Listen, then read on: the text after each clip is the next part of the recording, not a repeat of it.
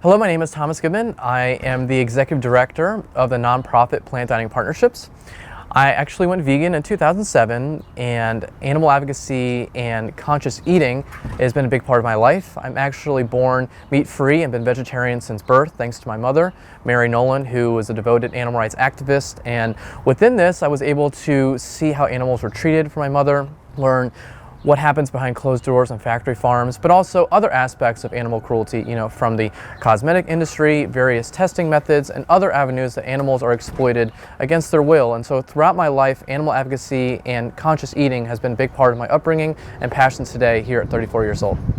Being vegetarian since birth was actually a great privilege, and I never thought otherwise. It's interesting, I was even sent to a school counselor wondering why I didn't eat meat. My soccer coach would always say, "Are you getting enough protein?"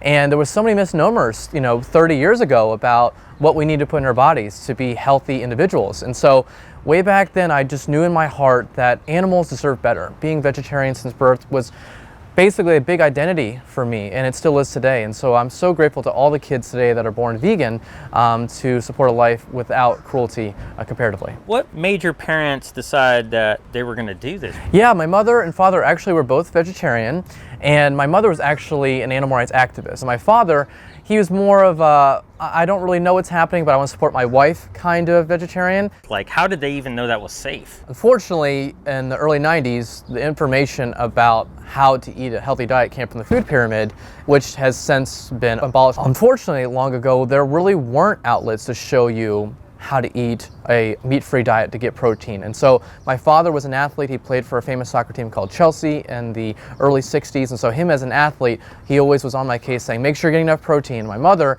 was very much the compassionate component and very much the informational component, what happens to animals. So having my father and my mother working together in a very healthy manner, and for myself, I was always seeking information, and I never actually knew I was actually vegetarian until I was about 4 or 5. I spoke to my mom. I was like, my friends are eating sloppy joes and eating this, and I don't, and I'm happy not to, but can we talk further? And my mother was like, we can show you factory farming footage, we can talk about it. And she really used all these avenues to really help me solidify my feeling about eating a good diet, treating animals with compassion, but also understanding that there's a bigger purpose, and who knows down the line where the world could be. Do you know why they went vegetarian and when they went vegetarian? Yeah, my father actually went vegetarian in 1987, and my mother went vegetarian in 1971. And for my mother, she actually just one day was sitting down and just thought about, where does our food come from? And she was a young adult, and for myself, I love doing education to young adults because that's typically we're going to make decisions in our life to choose a different lifestyle. And so for my mother, one day she sat down and said, I don't feel comfortable eating someone that had a parent and didn't want to be a part of a system where they're exploited against their will. And so overnight, my mother went vegetarian 40, 50 years ago. That was a big thing. And so I'm so proud of my mother for making that decision and doing that without a lot of people to support her, a lot of information out there. It was just following her heart, and just having someone like that help me not apologize for being vegetarian as a kid. Sometimes we make decisions, and I'm so inspired by young adults who have to do this on their own, where their parents are saying, you eat this chicken, eat this fish, and they're having to fight back. And instead, for me, I never once apologized for not eating animals. I never once wavered. I never once was unsure. And having a supportive parent like my mother, who not only made me confident, but very empowered to always speak up, to always encourage my friends, to go to protests, to make relationships with animals. I did a lot of dog and cat rescue initiatives as a kid, and my mother just really taught me that everyone has their own personality. We're all sentient. We all just want to live. Just 40, 50 years ago, for my mother to make that decision, I'm so proud of her to help raise me today. And I hope one day if I procreate, I would like to do the same thing for my kids, just to have that opportunity to enjoy a cruelty-free lifestyle. What's going on in front of you here at this stage? Yeah, so we have Impossible Burger, which is so inspiring to me. So many people who have shared their relationship with eating meat, they say Impossible is most realistic to them of eating animals, and they are transitioning to having a plant-based diet or being vegan. And so I'm so happy that Impossible has created this food and is just tipping the iceberg of what's available for us here. We have soy chicken. For myself, I've never had chicken, so I can't say if it tastes like chicken, but people who have had chicken, one of my best friends said that he loves it and he says it's very replicable to that. And we have another Impossible Burger because you can't have too many of those. And we have plant-based cheese here and plant-based buffalo chicken on top of it. Basically, if you're deciding to be plant-based or be vegetarian, we have the same food, price, taste, and convenience. And so try it out, try Meatless Mondays, dip your toe in the water, and you may see that it's for you full time. So cool. And where are we? We are actually in Alexandria, Virginia, specifically in Shirlington, just down the street, Elizabeth's Counter, which is a fully plant-based bakery. And just for me to see that and just knowing that no matter where you are in a dietary spectrum, if you're like, I want to go vegan, but I love baked goods, well, we have that for you. And you can go there and you're guilt-free, it tastes good, and honestly, reducing a little bit of sodium and trans fat and saturated fat that's typically associated with dairy compared to plant-based foods, everybody wins. So, today being here at Fairlington Pizza, they've added 10 new plant-based options within the last year. As we saw during the pandemic, so many plant-based options surged, and it's so inspiring to see that so many businesses throughout the country are putting more plant-based options on their tables. Tell me about your business. You got like this plant-based dining kind of business, right? I'm the executive director of a nonprofit called Plant Dining Partnerships, and for myself, being raised meat-free and animal advocacy being a big passion of my life from day one to doing this full-time starting in 2014, I've had the opportunity to learn from so many organizations such as the Humane Society of the United States, Vegan Outreach, the Humane League, Farm Sanctuary, and others to learn how impactful they can be as a nonprofit. And so for myself, I saw there's such an opportunity when I launched Plant Dining Partnerships 2019 to meet people where they're at. And if they're not going to go vegan today, well, let's give them the products to show them that you can be vegan and lose nothing in the process. And so starting this initiative was one of the most, I would say, overwhelming experiences of my life. Some nonprofits do not succeed past 2 years, but now in 2022, we are a very sustainable organizations thanks to everyone's support online from donating to our website. And for us, I just wanted to see a nonprofit that showed people that you could eat plant-based food by showing information. There are so many amazing food tech companies, so many plant-based companies, and they're selling products to restaurants. But I saw there was an opportunity just to run ads every month, to do consumer-led campaigns. Google Ads, just broadly showcasing that plant-based options are prevalent in 2022. We do food giveaways throughout universities throughout the country. We work with food trucks, food drives, catering companies. We encourage cruise lines, hospitals, correctional facilities, local restaurants. We have over 15,000 establishments throughout the country reaching out to them, empowering our work, and more importantly, it's really people power. A lot of our volunteers go to local restaurants in their community and say, hey, the restaurant down the street is offering plant-based options. Why don't you? And so for us, we reach out to the restaurant, we show them this is financially driven. Yes, myself, I'm an ethical vegan, but when I speak to restaurants, I do not speak about ethics, I don't speak about health, I don't speak about environment. I show them it's about making money. They have a mortgage to pay, they have their family to feed, and I don't want them feeling like they're losing out by trying plant-based options in the restaurant. In fact, we've worked with restaurants who were majority seafood, and we actually have on one of the 3 floors of a seafood restaurant, they're exclusively plant-based now because the chef said, hey, I want to try this out. In 2019, in the last 4 or 5 years, and these options have been staggering. And every day there's a new company being released, a new food tech company, and they're getting the price of plant-based meat down thanks to big investors, Bill Gates, Oprah Winfrey, Chris Paul, Leonardo DiCaprio. So many people are using their platform, just Lewis Hamilton. And he's encouraging all of his followers to go plant-based. So when people see this from celebrities, like even Kim Kardashian saying this, they go to the local restaurants, and so everyone's working together from grassroots, from corporate campaigns, from celebrities,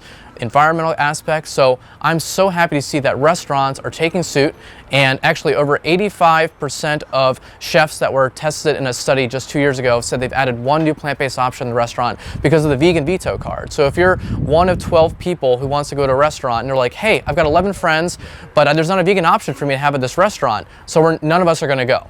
So restaurant owners are like, hey, I want to get not only you, but all your friends to come to the restaurant. So it's really everyone working together to add plant-based options. So I'm so inspired to see everyone, no matter where you are. There's so many activists who are writers, who are educators. So many people reach out to us and say, hey, how do I volunteer for Plant Dining Partnerships? And I'm like, yes, you can support our local grassroots initiatives, but there's so many things you could do as a person. I've fallen into this habit saying like, I'm Thomas, I'm vegan. But sometimes I'll say like, Mayman, I also like to write. I like to do public speaking. And what do you like to do? Do you like to write? Do you like to get involved with local grassroots food giveaways? Do you like to speak to your friends and do potlucks? There's so many different ways of activism. And really, I've seen the last couple of years, so many people are kind of getting over that hump. It's kind of scary starting out. A lot of us are actually introverts when we started out. Believe it or not, I'm going on this tangent, but I'm an introvert deep down. But when you can talk about helping animals and creating a different food system, we kind of jump out there and see what we can do. And for us, we really want to see what you're interested in doing. You know, everyone has passions, strengths, weaknesses, dislikes. And what you like to do, sometimes I'll see people will burn out a little bit when they start doing activism. But I say, hey, don't just do what a nonprofit's telling you to do to help. What do you like to do, and how do you work with that nonprofit to do what you like to do to help animals? So if you're watching this today and you're like, I want to get involved, just think about what do you like to do in your free time. And if you like to do that and get involved, we'd love to hear from you. And there's so many nonprofits for you to reach out to show how you can help them and help the cause to reduce suffering to animals and increase more plant-based options in restaurants. Somebody could join your program essentially and become some sort of like advocate for their area, encouraging businesses to bring this in. Absolutely. So if you're in a local city and you're like, you know, I don't know a lot of people who are plant-based, reach out to us. So what we can do is we'll coordinate with you. We'll give you the resources. So we'll give you leaflets that showcase what are the top 5 items sold in each cuisine. You know, there's French, Thai, Ethiopian, pizza places, seafood, steakhouses, any cuisine. And then we share what are the top 5 profitable items in general. And then we show top 5 ways on how to either veganize that item, but also what are top 5 brands that can actually replicate what is being sold in restaurants that's typically meat.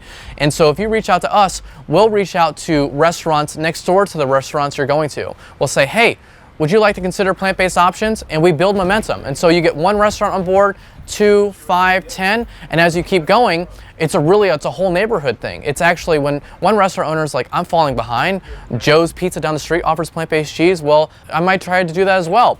And so we'd love to work with you. And so if you're interested in doing that, we can do a one-on-one training, and also we can actually try to network with you. And so there's so many vegan meetup groups throughout the country. There's literally 300 plus.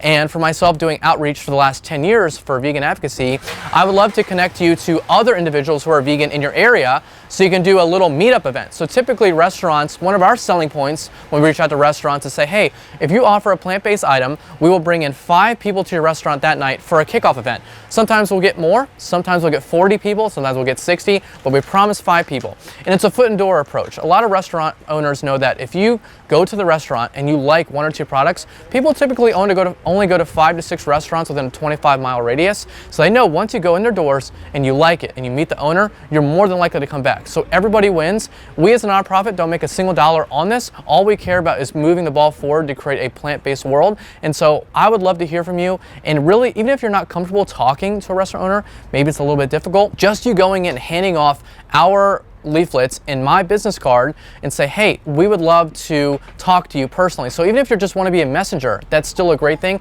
And even if you don't want to do that, just you going to the restaurant and saying, hey, I would only like to purchase food here that's vegan.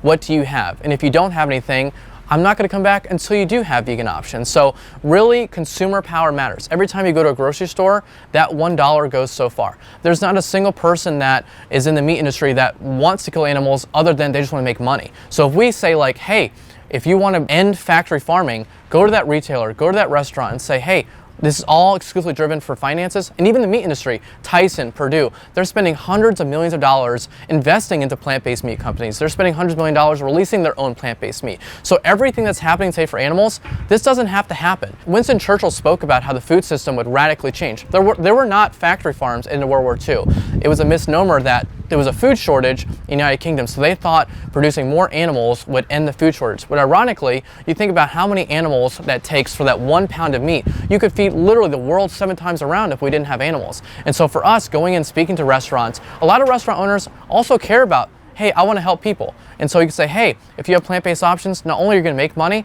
but you're doing more good for the world. And really just kind of touching on their heartstrings once you show them that it's financially driven. So no matter where you are on the spectrum of conversations, outreach, advocacy, if you're an ethical vegan, if you're an environmental vegan, if you're a health vegan, wherever you are, there's so many ways for you to speak a language to restaurants and showcase what you believe in to be authentic to yourself to inspire restaurants to add more plant-based options.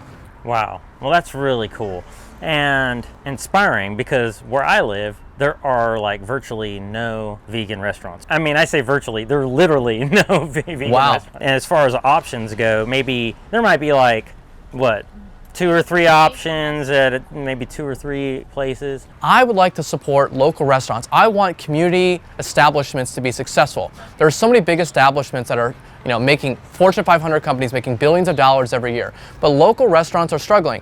Over 50% of restaurants during the pandemic went out of business, unfortunately. And so for myself, when I speak to local restaurants, I say, hey, what can we do to bring new people in your door? Sometimes restaurants will say, hey, maybe plant-based foods are a little bit more expensive. But I'm like, hey, it may cost you, let's say, 20 cents more for a plant-based burger comparatively, but imagine the new foot traffic you could have. You could be one of the first restaurants of your kind to offer this. And additionally, we would love to inspire media. There's so many great media outlets such as Veg News, Plant-Based News, and also local gazettes. And if you're a volunteer and you live in a local community, I would love to work with you one-on-one. We'll reach out to gazettes to do an LTE, to do an op-ed, to say, hey, this local restaurant cares about our local values. You could talk about a local city slogan, say, we here in X city care about our people. Well, what's another way to help care about people? By giving them healthier options, plant-based options. And so within that, if you are a local community member and you don't know people in your community to go advocate with you, I would love to work with you one-on-one. We could do weekly phone calls, video calls. I will give you all the brochures, and just speaking to a local business person, really emphasize empowering local community more than anything. And they will really resonate with driving business to local communities, because no one wants to not make more money if you're a local business owner. That's why they got into business, is to make money and to feed people. What's a better way to get new products that's going to be healthier and also make them money? So I'd love to work with you if that is something you're interested in doing as a local volunteer.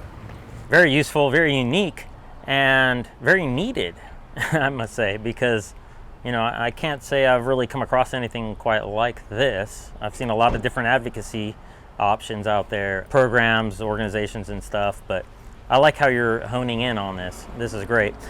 So let's talk a little bit about you. What was it like growing up as a kid? Were you ever bullied? Did you ever feel alienated or different and odd? And that's a great question. Growing up back then without the normalcy of what it is to be vegetarian or vegan, I actually would not be bullied, but my friends are very curious, and they would say, wait a minute, you don't eat animals, why not? And then it's just explain that animals are smart, animals are our friends, and talking about, hey, you love your dog, you love your cat, and it's just creating this positive dialogue. Sometimes I admit I was a little bit more aggressive, and I would say, hey, you know what, I'm gonna prove you wrong. I'm gonna be more athletic. I'm gonna, have better longevity by eating a healthier diet. So as I got older, I started to see maybe developing positive inroads when having discussions. So as a little kid, I was a little bit more aggressive, and I would go to animal sanctuaries to kind of sometimes, remind myself hey, these are animals, tell their stories, and really showcase to my friends. I bring my friends to sanctuaries and walk into Glen, New York, and I actually enjoyed it. It was probably something that helped define me who I am today.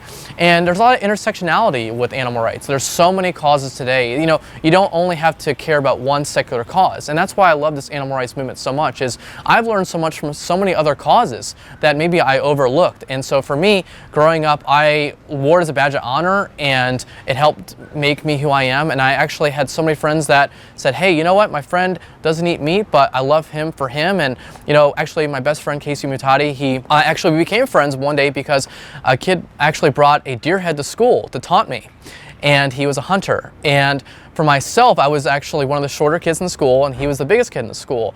And I did not develop my interpersonal skills, and I got defensive, and I said, you're a jerk, and I got aggressive with the kid, and he pushed me, and actually pushed me into my best friend, and my best friend's like, hey, what's going on here? And basically we started arguing with the guy, and I just wanted to say, you know what, if you didn't eat meat, you didn't have to stay quiet, and you're always going to stand up for what's right. And so actually I've made some of the best relationships in my life based on speaking up for animals. And so today I am so grateful, and I wake up every day being so thankful that my mother showed me how animals are treated. And for myself, every single day of my life, it's been about advocating for animals and be a part of some amazing things that have happened, because I've actually got to enjoy it in the process. And yes, it's all a part to help animals, but for me, it saved my life in so many ways, because I couldn't do a 9-to-5 job where I have to show up, punch in, punch out. For me, getting to travel and meet people and give presentations and understand that no one's at fault for how they eat. It's just the system is what it is.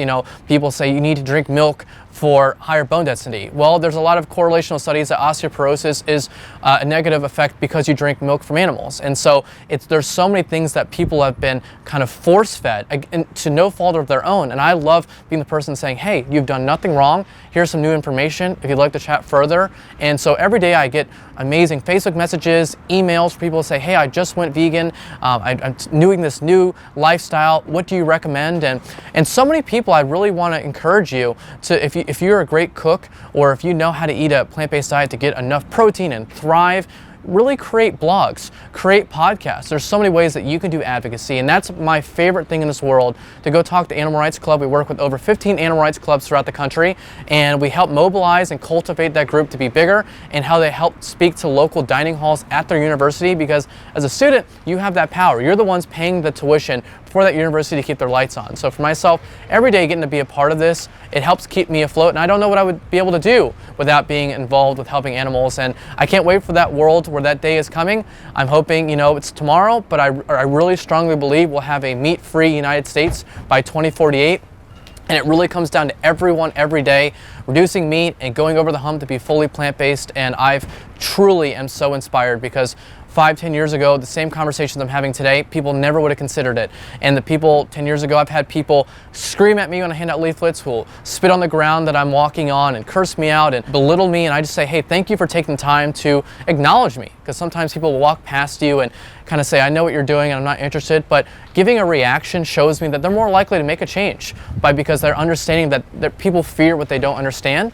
And so the people that have pushed back so much, I've heard so many people that have made it their life's purpose to speak out against animals. And today, I have great relationships with individuals and people who run marathons today who've lost over 200 pounds by going on a plant-based diet. There's so many amazing stories, and I honestly think I've heard hundreds of stories why people went plant-based. And so wherever you are, and if you think, I eat wings every day, I can never do it, trust me, there was someone who's just like you who never thought they could do it, and now it's a big part of their lifestyle as well. Awesome. What do you think is the most important reason for others to go vegan? For us and everyone else to go vegan, it really comes down to, where is your heart? Because truly in my heart, I believe people are very compassionate. People want to do good. People follow convenience sometimes, but at the same time, I know in my heart, no matter where you are today, I know everyone is pre-vegan. Everyone can turn the corner. And so I think if you're pragmatic, which a lot of us are, it's thinking, what would you want done to your dog? What would you want done to your cat? You wouldn't want them to be abused. Would you want any one of your family members to be in a gestation crate, to be in a battery cage, to be in a rich cage? You wouldn't want that. And so oftentimes we'll go to the grocery store and we'll say, hey, that's cage-free eggs. On one hand, I'm so grateful for people saying, hey, maybe these animals are really smart. I want them to be treated better. Of course, it's all a marketing myth. Of course, to label something as cage-free, animals actually will be in a cage. There's no oversight. There's no veterinary oversight. There's no FDA regulations. To say animals are free range, literally it could be half a penny of sunlight into a factory farm barn, and that's considered free range. But so many people who go to the grocery store say, I'm doing my best, and I'm so proud that you're taking that first step. But if you care to do that first step, it's actually much easier to take that second step. And if you care about your family's health, supporting a plant-based diet is a very, very great way to do that. And of course, there's so many studies that show you'll live an average of 12 years longer, reducing type 2 diabetes, reducing cardiovascular disease, reducing obesity, and so on and so forth. So if it's health-driven, that's a great opportunity. If you're environmentally driven, they say by 2048, we're not going to have fish swimming in our oceans, and that's going to be so destructive to our ecosystem as we know today. Right now, overpopulation is a grave concern. In 1971, we had about 2 billion people, and now we're pushing 9 billion people today in 2022. The pendulum is almost to the point of no return. So what we can do is to help curb this very scary and imminent environmental destruction is switching to plants in our diet. Because we think about greenhouse gases, we think about cow farts is a major correlation to what's happening in our environment with CO2. So many people today will say, hey, I want to plant for my kids and my grandkids. Well, supporting a plant-based diet is the leading way to do that. And also just heartstrings. I think everyone would be vegan if they knew what happened to animals behind closed doors. If you think about it, we're driving up and down the road. Do you ever see a factory farm? Do you ever see animals being abused? No. It's in the middle of nowhere in the abyss for a reason, because people would never support that happening if they knew how even leather is made, how pepperoni, and you know, it's funny, we'll call it pepperoni, that's a pig, that was a life. Him or her had a name, they had a family. And so I know so many people who would never allow that to happen if they saw a pig abuse them right in front of their face. And every day, and there's so many amazing people that, you know, such as yourself and so many other media members who are getting this information out. I'll see factory farming videos will have tens of millions of views. And so many people with tens of millions of views are saying, oh my goodness, I had no idea this was happening. You know, there's so many amazing organizations that do presentations into schools, will run advertisements, will do leafleting, will do food giveaways, tabling events, and really just raising consciousness. And there's so many amazing things like virtual reality, where you can actually be in a gestation crate and see what it's like to be a mother sow. So many people end up crying and saying, oh my goodness, I had no idea I could do this. And so I really believe it's just getting out there, reading more information, doing it on your own timeline, where recidivism is a very real thing. If you do something so quickly and you're not fully vested with how to do it in a very sustainable manner, what I really want you to do is do it in a way that you're not going to say, oh, I miss cheese. Well, you know what? There are so many plant-based cheese alternatives. And so it's really reaching out to someone who's already plant-based, who's already vegan, to say, hey, how do I get cheese? And there's so many companies like ViaLife and Miyoko's that are so reputable that you're not going to know the difference. And you're going to feel guilt-free in the process. So everyone, no matter where you are, no matter what environment you're in, we all have the ability to know right from wrong. And there's so many studies, if all things are created equal, people would choose plants over eating animals. And now today, we are getting the price, taste, convenience into everyone's local retailer and restaurant. And I'm so inspired to see people making this change based on the opportunities in front of them. Do you think we'll ever see a vegan world? I love that question. And I absolutely see a vegan world. On one hand, ethically speaking, I wish it was all because everyone would have access to how animals are treated. I don't think that's going to be the reason. I feel very strongly we're going to have a world where animals are not raised for meat based on environmental aspects.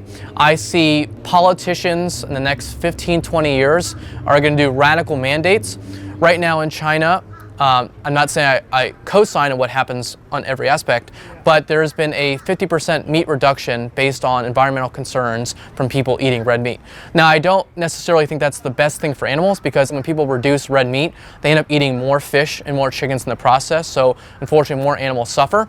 But the fact is, I see around the corner environmental destruction, and this is not in theory technically vegan, and this is remotely controversial, but I think lab-grown meat is going to basically replace meat today as we know it. It's a very controversial subject, but I do believe animals will not be on factory farms because of lab-grown meat alone. I love plant-based products. I love plant-based companies. It makes me happy every day. So many people have gone vegan today. So many people will go vegan because of plant-based companies. But I do think the world will be free of animals raised for meat, especially in the United States, because of lab-grown meat, and I'm so excited for that day. You know, when I was 21 years old, 13 years ago, I was depressed. I did not think in my heart that people would stop eating meat in my lifetime. And just radical advances with technology the last 3 to 4 years, and just this year alone in the plant-based seafood sector alone, I know this world where animals will not be raised for meat is coming, and I want everyone, and if you're feeling vulnerable, if you're feeling nervous, if you're feeling depressed like I was, just know every time you encourage a friend to try plant-based options, every time you write a letter, every time you reach out to a politician, every time you make a post on social media, you are doing so much, and it's happening because of you. So never stop, keep going, and honestly, you being the person that you are is what's going to do it. Because yes, when we speak up for animals, that's going to let people know. But I always encourage people to do a 4 of 5 rule social media posting. So 4 of your 5 posts, make it about, I went hiking today. I tried this new plant-based burger. I got to spend time with my mom and she's doing great. You know, really showcase who you are. And on that 5th post, showcase that new great vegan product. And maybe 1 of 10 posts, okay, show what happens to animals behind closed doors. Sometimes if you share that too much, people can mute you on social media if you do it if that's basically everything you post. So I want you to keep in mind that it's also not an echo chamber. So if a lot of your friends are already vegan on social media, make sure you're reaching people that aren't already vegan to keep those conversations going. And so I really want to encourage you, this world is going to come of animals not being raised for meat, and it's really going to take all hands on deck: communication, media, grassroots, food tech, plant-based, and just you as a person is what's going to make this change. Do you have a favorite quote? One of my favorite quotes, to summarize, is from Maya Angelou, who effectively shares, people aren't going to remember what you say, people aren't going to remember what you do, but people are going to remember how you make them feel. And so sometimes when we're talking to friends, and I have fell victim to this about 1,000 times, and probably even today. I was talking to a young adult who was interested about going vegan, and I maybe even ranted for too long. What you want to do is win hearts and minds and not arguments. So there are so many ways that no matter where you are in terms of how much information you have about how animals are treated, are you looking to win the argument because you want to prove someone wrong? Or are you looking to discuss with someone how to make them see how animals are treated in a way that they're not judged, that you're not necessarily right, but doing active listening? You know, so many times I'll see on social media, it's very politically driven. It's either one side is bad, one side is good, and vice versa. And I think sometimes in our vegan movement, and I fell victim to this, I'm very so outspoken, but sometimes when I talk to someone who wants to go vegan, I can do a better job of listening and saying, hey, maybe I don't have the best options in my community. And so sometimes I kind of just shoot for what I want to say versus pausing, really listening to what their concerns are, to actually speaking with them versus speaking at them. And so I really want to encourage you, be someone where you're sitting down with them, and if they're eating meat in front of you, do not make them feel judged. Do not make them feel less than you, because if they feel like that, they're going to feel like veganism is a cult, and that's the last thing you want. So many of my friends are not vegan, but they eat probably 80% vegan because of who I am and representing that it's not entirely who I am as being vegan, but it's a big part of my life, and I still love them for who they are outside of being vegan. And you know, there's a book called The Animal Activist Handbook by Bruce Friedrich and Matt Ball, who basically shared, sometimes it's our ego telling friends and family, hey, you shouldn't eat animals because it's terrible. But sometimes if you think about how much energy we give to friends and family, and if they don't go vegan, we take it personally, we hinder our relationships to them, and you don't want to do that. You don't want to alienate people in your life, especially the ones that you love, who support you for being you, and maybe they don't follow exactly what we want today, but they're more than likely to go vegan if you love them and give them an opportunity to make the change slowly and sustainably. So I really want to encourage everyone, you know, today I don't judge any vegan because I love every single person who's actively chosen to spend a life advocating for animals, but I'll see things where people will say, make sure when you go out with friends, you don't allow them to eat meat around you. There's called a vegan pledge. I really would like to push back from that and say, hey, when you're out with friends, say, come on with me, try a little bit of my plant-based hot dog, and if you like it, that's great. If not, continue to do what you want to do, and I'm always here to have conversations further. So to build inroads, and if you can do that, I promise we'll get a vegan world faster. Do you have any regrets? Everyone that I've heard this question asked to, they say, I didn't go vegan sooner. And I think that's a very synonymous thing. And for myself, I believe that too.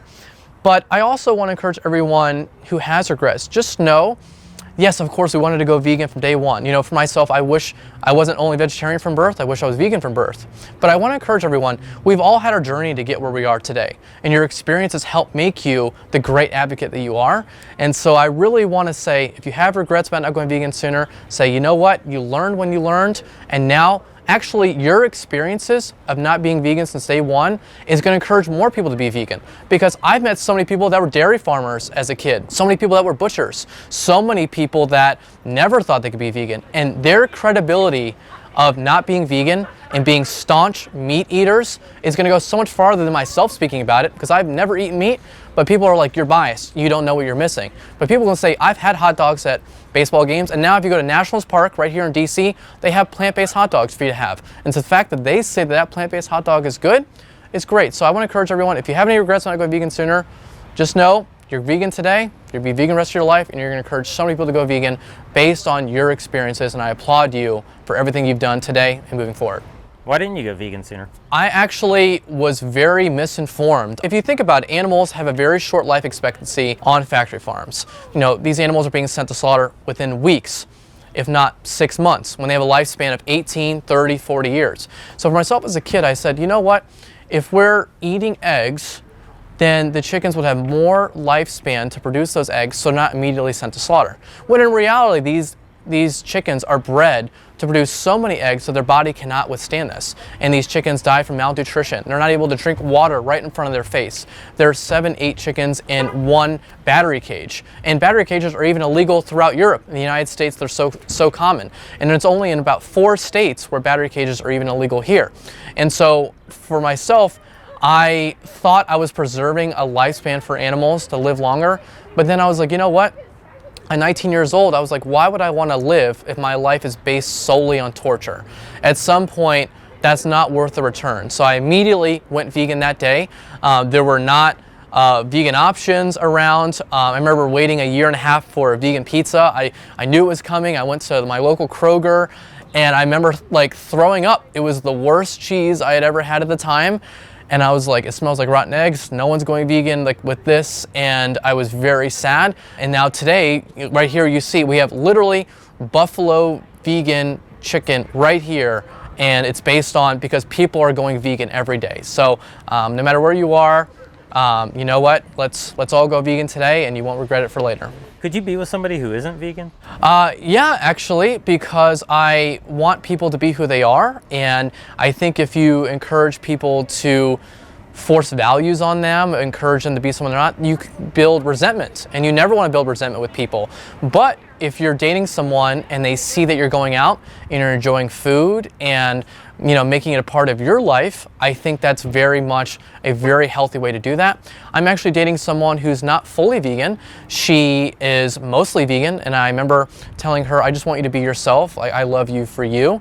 And today she and I go to vegan restaurants. She's sending me new vegan products she loves. And I would say, maybe 1 or 2 things she eats a year that's not fully vegan. And I'm so proud of her and so grateful for her to make all the strides that she has for her love for animals already, but also her belief in me and knowing how important this is to me in my life. And so I think it's really important to love people for who they are.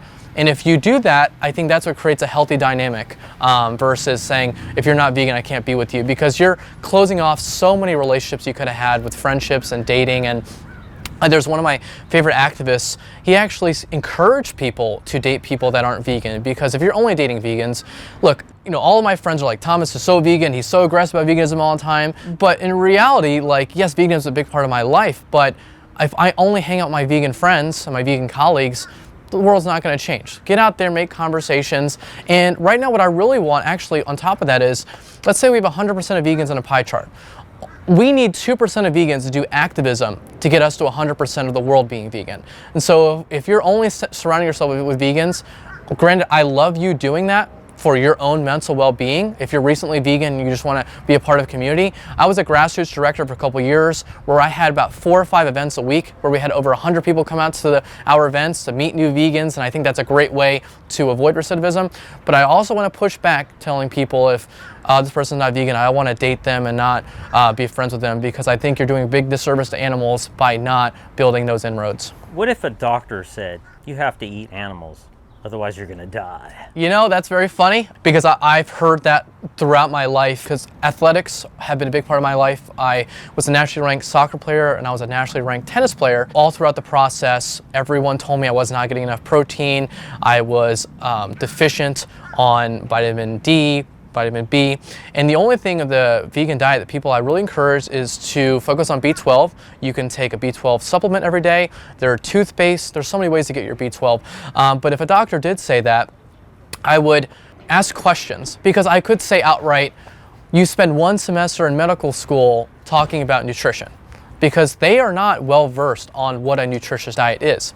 And if a doctor did push back, I would encourage them to check out PCRM. PCRM are encouraging everyone to think about with a plant-based conference. And so over 3,000 doctors have a conference every year where they talk about changing misnomers and changing myths with a plant-based diet and pushing back on industry information. But I also want people, if you're not vegan and you see a study, myself, I'm a psych major, so I help perform studies in my undergrad, and I really encourage everyone to realize that the meat industry is the one funding a lot of these quote-unquote studies, what it takes to have a healthy diet. And so they'll run about 2,000 studies, and they'll choose 1 or 2 of those studies to release to the public saying, you need meat to support this. And even on top of that, if you think about the food pyramid, think about a lot of where that money came from. If you look at even the American Heart Association, think about who funds them. The meat, dairy, and egg industry has so much power. It surrounds us in everything that we see. If you look at every time you turn on the TV, there's a meat commercial about Wendy's saying, eat this burger.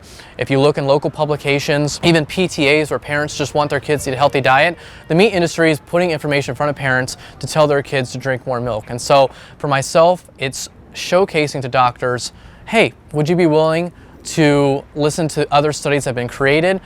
Because in our nature, we want to get defensive, but really ask questions, and maybe if we come across as credible and as relatable and not someone who's saying, go vegan and I have no information to back that up, they'll basically count us out. But if you show, hey, here are studies, what are your thoughts on these studies? Can we have a conversation from there? I think we can maybe win hearts and minds of doctors who have direct access to people every single day. And so one thing I also want to push back on is, I myself just shared so many myths about what people say with a vegan diet is not healthy. But if we're a vegan who is so confrontational with a doctor, that doctor who may have otherwise not really had an opinion on vegans, he or she may push an anti-vegan agenda because they had one bad experience with a vegan. So every time you go out and you speak to someone, you are really an ambassador for the voiceless. And if they, at least if anything else, if you don't change their mind, let them know that, hey, I've gotten information on this, I am credible. If you don't change your mind, that's okay. I'm always here if you do want to chat. So keep that open inroad with a doctor who may not agree with you, and maybe one day they may come around. Define veganism. To one person, it may be a lifestyle of choosing compassion, not only not eating animals, not wearing leather, not wearing fur, not doing anything that supports cruelty, but being vegan can also mean you don't support mining for diamonds because kids are exploited in that process. Maybe being vegan is choosing compassion and choosing a non-judgmental lifestyle and meeting people where they are. So for my personal experience being vegan is I wake up, it is my duty to speak up for animals every day. It is my duty to show people that you can have the same food by not having animals on your plate. Being vegan to me is allowing my friends to call me anytime and say, hey, I want to try more vegan products. Being vegan to me is doing this every single day until a single animal, not just a farm animal, but a single day where a fox is not penned, where an animal is not in the circus, where an animal is not in an aquarium, where an animal is not at SeaWorld, where an animal is not exploited for cosmetics or testing. For me, being vegan is fighting with every ounce of my fiber till my dying day, on my deathbed, saying I gave everything in my heart and everything within me to create a compassionate world with no regrets. Is there anything that we didn't cover that you want to share, or anything you want to say to encourage others? So many people have sent me emails or will follow up after presentation and say, hey, this is so overwhelming. What do I do? Where do I begin? How can I do this? And I really want to encourage everyone. The world changes because people make decisions to make change. So if we stay quiet, the world will never change. If you think about how people have been exploited in human history, we think about things that happened just 75 years ago. That we go, wait, this happened when my parents were alive? This happened to people based on their gender, based on their race, based on their orientation, based on anything? This happened in our lifetime? Well, those things today in 2022 are considered unacceptable. But just 75 years ago, 100 years ago, 500 years ago, it's totally normal. Everyone looked the other way and said, well, it's unfortunate, but that's just how things go. So if you're a young adult, if you're a middle-aged adult, if you're an elderly adult, if you're a young kid, wherever you are, you can change the world. And I'm not saying that in cliches or hyperbole. I believe strongly when we wake up, our voices matter. Our talents, our experiences, our relationships, our personality overall will inspire change one way or another. You can encourage more people to go vegan. You can encourage people to not only care about veganism, but other causes. So what I really want to echo more than anything else is never feel helpless. This is a helpless endeavor where we're very sad. Every single minute, we lose roughly 18,000 animals in the United States. I mean, it's overwhelming. That's saddening. It's crippling. But if I wake up every day, if you wake up every day feeling helpless, nothing will change. It is our duty to stay strong. It is our duty to fight. It's our duty to know that animal is behind closed doors in the dark, abused, trapped, slammed, just cruelty that's beyond imaginable. But if the roles were reversed, I know animals would fight for us because we're all animals. And so for me, you know, starting plant dining partnerships was a very scary initiative, but I knew in my heart we really need a nonprofit that focused exclusively on this. And I want thousands of new nonprofits or volunteer opportunities or potlucks or outreach or just social media posts, anything, every single day. You have the power to do that. And if you feel uncomfortable, if you don't know how to get involved, I would love to hear from you. Other nonprofits would love to hear from you. And I just don't want you to feel alone and feel like this is not going to happen, because it will happen, and I want you to stay strong.